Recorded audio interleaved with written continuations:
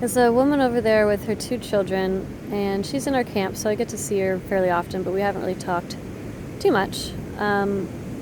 She has probably about an 18-month-old, and he gets to play in the sand and pick up things because he knows like he's not supposed to put things in his mouth and all that kind of stuff.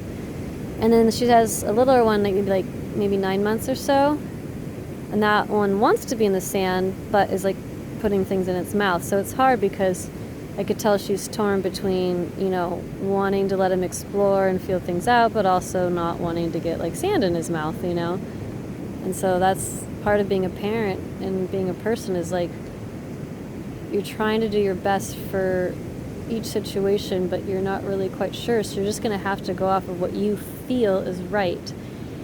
Now, being over here and being a mom, immediately I was like, just let him play in it, And just because that's what I would do, that really doesn't mean that that's what that person needs to do.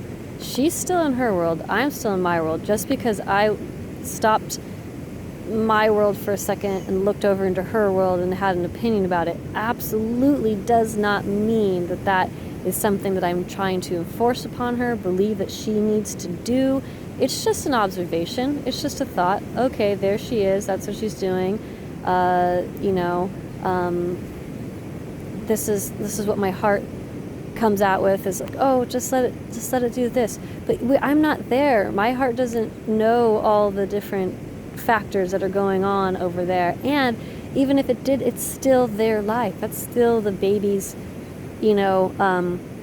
life, and that's still the lady's life. Like, that's them, and I can tell that I'm not supposed to be involved. It's more apparent when I'm supposed to be involved, and if someone asks me if they could be involved or wants me to be involved. But if not, I'm keeping it separate. I don't need to be in it. I can have an observation and that just be that,